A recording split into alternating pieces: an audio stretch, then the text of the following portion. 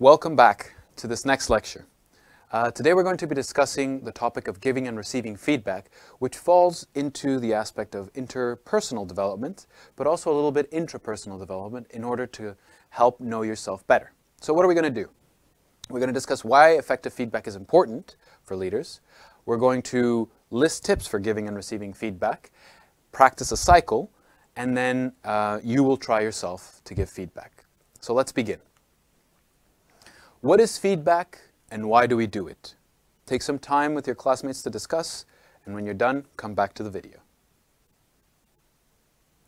So, you might have come with several different instances, right? Feedback, we do it for the following reasons. To increase a person's awareness of things that they did not know before. So unless someone tells you whether what you're doing is right, wrong, good, bad, hot, cold, you're not really going to know how you're performing. So feedback is important to bring into awareness things that people don't really know. The second one is that it recognizes and reinforces when something well is done, or it helps someone to improve. So we don't only give feedback when we try to correct things that are happening, we also try to do it to reinforce good behaviors, right? Feedback, you need to consider it as a process, right? It should not only be given once a year, and there's different ways to give it. You can give informal feedback, like after a presentation, or during your workday, or when you work with other colleagues. Or you can have formal forms of feedback, like a yearly review at your work. The important thing here is that feedback is not only a one-way communication. Effective leaders will go out, as I've mentioned, to look for feedback so that they themselves can learn and improve. So, your next exercise. When have you received good or bad feedback? And why was it good or bad? Take some time to discuss with your colleagues, and when you're done, come back in about 5 to 10 minutes. So, I'm sure all of you shared some interesting experiences either from your work or your personal life in which you receive feedback. Now, beyond what you said about good or bad feedback, these are some of the tips that I'd like to share with you on how to give effective feedback.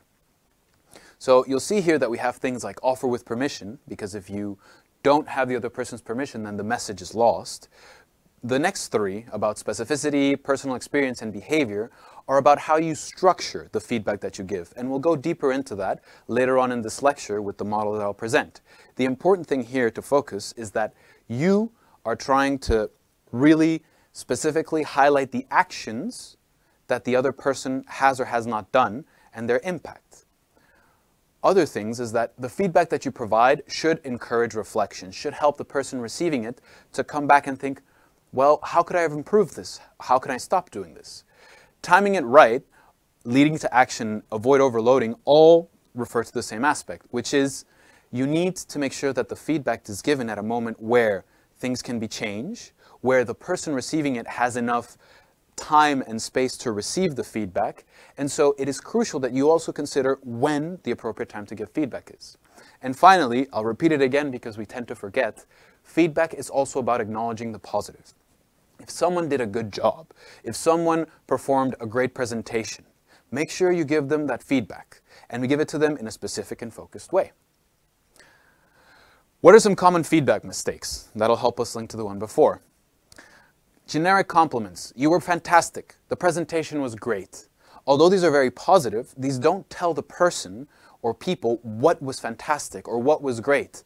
For example, for the presentation, I really like the way you used the slides to emphasize the point and how your discussion led us to a broader engagement with the topic, right? Other things that you want to avoid is personal qualities. You are nice, you are smart, you are pretty. These don't help people change their behaviors. You want to pinpoint the aspects that they did. If you wanted to say something like you are really smart, you could say, the effort that you put into this work shows that you have given it a lot of critical thinking, and it definitely comes out in the final result. Are there any other common feedback mistakes that you've come across? Take some time and discuss. Well, as you may have seen here from our comic, you're going to need to be better at giving more specific feedback for people to improve. How are we going to do this? We're going to work with a CBIN model. It's very simple. You need to practice it so that it becomes almost second nature to you to use it. And the way this works is we work from context to behavior to impact to next steps in giving feedback. So, context. What do we do? Describe the situation. What is happening? What has warranted you to give feedback? Behavior. What are the actions that you're targeting in this process of feedback? Impact. How did that behavior, those actions, impact you or the process or the project that you're working on, either positively or negatively? And then finish with next steps that help people move forward or change their behavior. I'm going to run with two examples. One of constructive feedback, which is this one, and it goes as follows. The context. When we were in the coordination meeting this morning, you were working on your computer. So that's the behavior. You saw them working on the computer. The impact that this had was that others were watching you work on the computer instead of focusing on our discussion. Now, the next steps could be very directive and say, next time don't do that, but you can also open space for discussion and say something like, what could you do instead at our next meeting to ensure that people focus on the discussion? So the first type of feedback was constructive. The next one is an encouragement example. Take this case. When we were in the coordination meeting this morning, you shared your organization's needs assessment, right? The behavior was you stood up and you said, this is what we need. Your contribution, your impact, was that it made us all more aware of what the water, sanitation, and hygiene needs were in your province. For the next step, you could say something like this. I appreciate your contribution. Please continue to share your information as it is very valuable for us, right? So you saw a critical and an encouragement example. Now, as we usually do,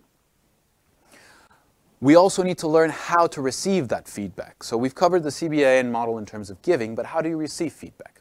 Here are some points about being active to listen, about making sure you ask questions when the feedback is not clear to you, or when the feedback just doesn't seem reasonable. Make sure you ask and clarify. This also means you need to try and be open and not defensive. Feedback is just a mechanism, a medium for us to improve the things we do. And of course, acknowledge the person that gave you feedback. It's a gift that they're giving you to help you improve. So thank them when you receive feedback. This will ensure that they continue to give you feedback in the future. And now, it's back to the water. You're going to be divided into groups of 3, where you will be given 3 scenarios in which you will practice how to give feedback. This will work as follows. You will have one person who is the talker, they will give feedback. One person who is the listener, they will receive the feedback. And one person who's the observer, who will observe the interaction between the talker and the listener. Run the scenario of each other, run one scenario, then the observer will give feedback. Then you switch the roles. Another person will be the observer, another person will be the listener, and another person will be the talker. Do this for the 3 scenarios that you have so that each one of you has an opportunity to practice giving, receiving, and observing feedback. Take your time when you do this, and when you're done, come back. How did it feel to get feedback? How did it feel to give feedback? Was it useful for you? Did you make sure you implemented the CBIN model? This is why we covered it at the beginning. If you found difficulty providing feedback, make sure you review the context, behavior, impact, and next steps framework, because this will be very helpful in ensuring that you communicate and can ask for adequate feedback. Based on this and on the exercise we did, I have 2 further challenges for you. The first one is to identify now one thing where you will do to practice these feedback skills when you go back to work, either with your classmates or in the working environment. What can you do to practice them? And second, identify one moment where you will proactively seek feedback. That is, you will take a leader's position and go and ask for someone to give you feedback on something you've done. With these 2, you will integrate what you've learned in this course and make good use of it so that it, again, becomes second nature. Here are the key takeaway points. Make sure to take a look at them when you have time. I once again want to thank you for listening to me and for joining me in this session. I look forward to joining you in the next one. Thank you.